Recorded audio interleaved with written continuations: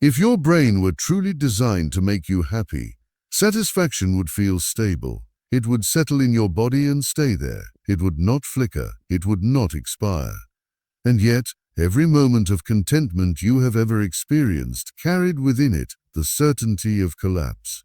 Not because something went wrong, but because the system functioned exactly as intended.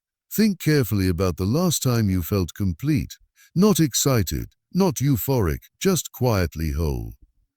There was a brief suspension of urgency, a rare silence where nothing demanded correction. But that silence never remains empty. It invites intrusion. A future concern seeps in, a remembered loss resurfaces. A subtle unease tightens the edges of the moment.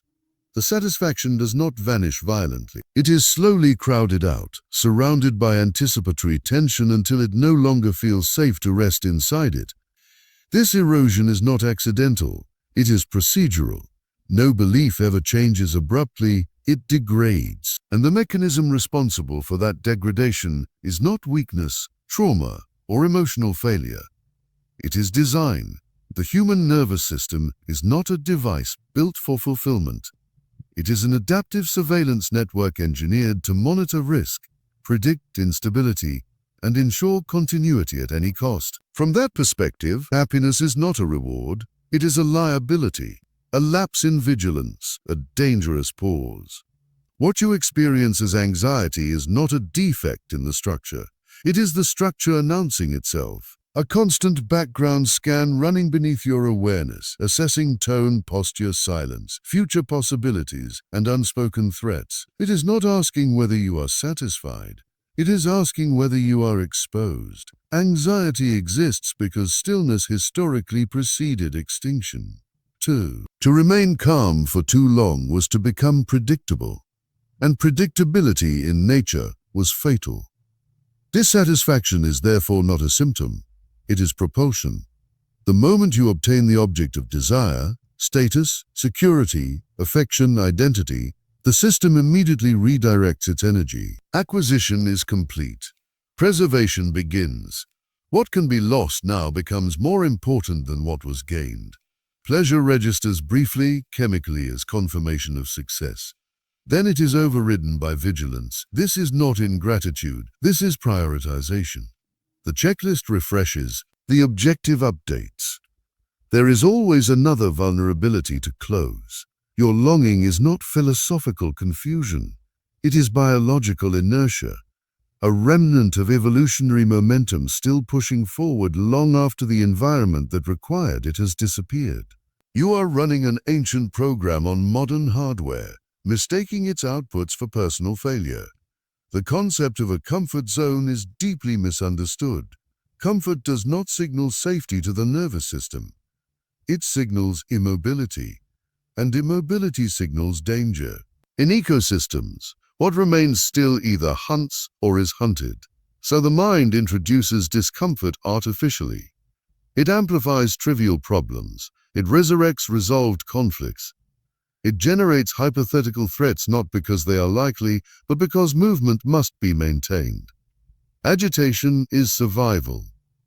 Calm is suspicious. Fear, then, is not the opposite of courage. It is the cost analysis preceding action.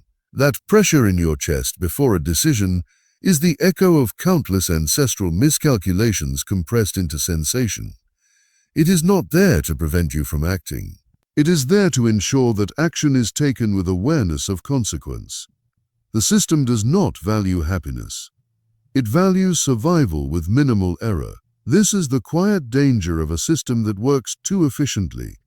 Peace is interpreted as lowered defenses. Contentment is read as negligence. So the machinery destabilizes stillness. It introduces doubt. It projects imagined futures where loss is imminent. It keeps you scanning the darkness just beyond certainty. You are not seeking happiness. You are executing a directive.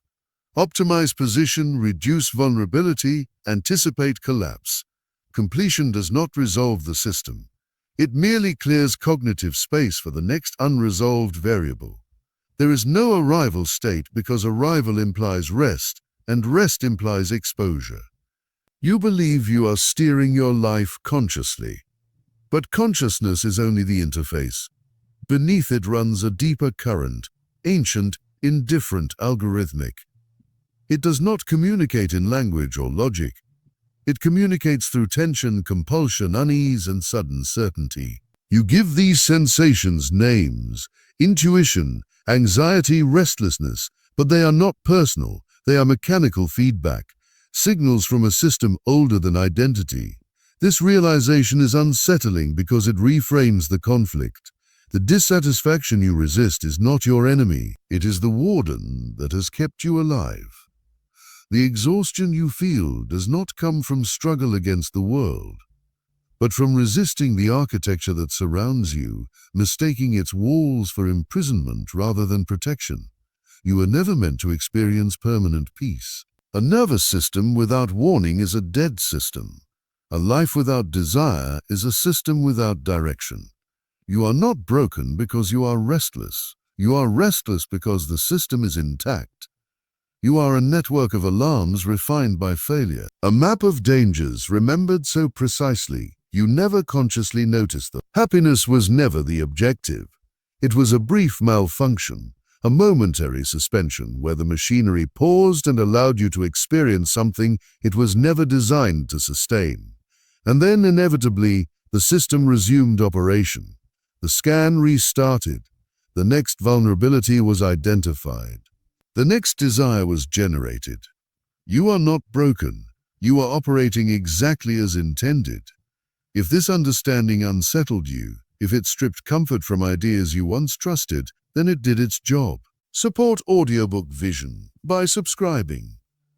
Like this video if clarity matters more than comfort, and share it with someone still searching for happiness without realizing what they were actually built for.